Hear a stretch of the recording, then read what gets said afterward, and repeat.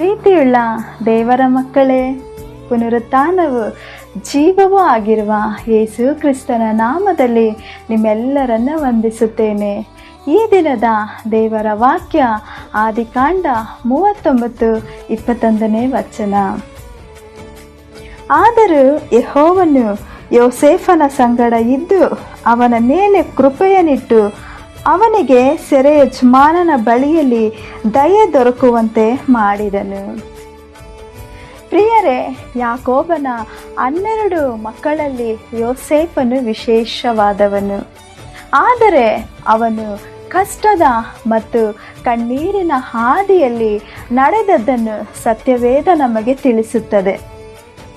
ಯೋಸೇಫನ ತಾಯಿ ರಾಹೇಲಳು ದೀರ್ಘಕಾಲ ಮಕ್ಕಳಿಲ್ಲದೆ ಇದ್ದು ನಂತರ ಯೋಸೇಫನನ್ನು ಪಡೆದಾಗ ನೀನು ವೃದ್ಧಿಯಾಗುವೆ ಎಂದು ಹೇಳಿ ಅವನಿಗೆ ಯೋಸೇಫನು ಎಂದು ಹೆಸರಿಟ್ಟಳು. ಆದರೆ ಯೋಸೇಫನು ಇನ್ನು ಚಿಕ್ಕವನಿದ್ದಾಗಲೇ ತನ್ನ ತಾಯಿಯನ್ನು ಕಳಕೊಂಡನು. ಅವನ ಸಹೋದರರೆಲ್ಲರೂ ಅವನ ಮೇಲೆ ಅಸೂಹೆ ಪಟ್ಟು ಅವನನ್ನು ದ್ವೇಷಿಸಿದರು.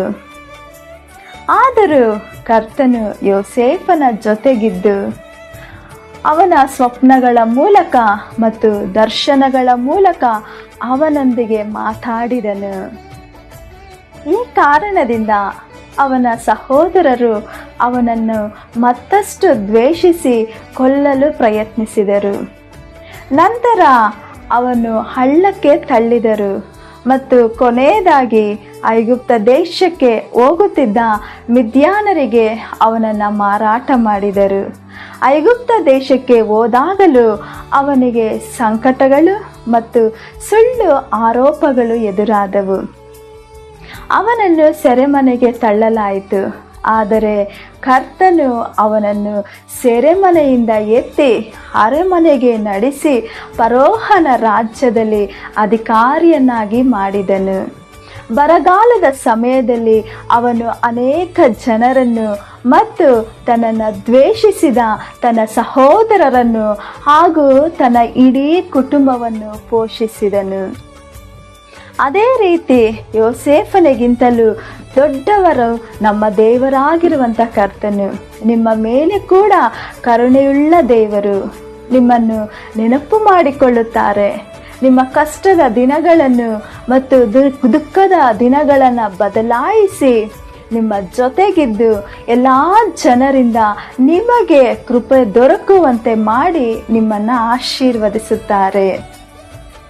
ಹಾಗಾಗಿ ಯೋಸೇಫನ ಜೀವನದ ಏರು ಇಳಿತಗಳಲ್ಲಿ ಮನುಷ್ಯರು ಕೈಬಿಟ್ಟರು, ದೇವರು ಕೈಬಿಡಲಿಲ್ಲ.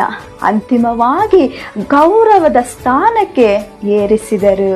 ಅದೇ ದೇವರು ನಿಮ್ಮ ಸಂಗಡ ಇದ್ದು ನಿಮ್ಮನ್ನು ಬಲಪಡಿಸಿ ನಡೆಸಲಿ. ದೇವರು ನಿಮ್ಮನ್ನು ಆಶೀರ್ವದಿಸಲಿ. ಆಮೇನ್. God bless you.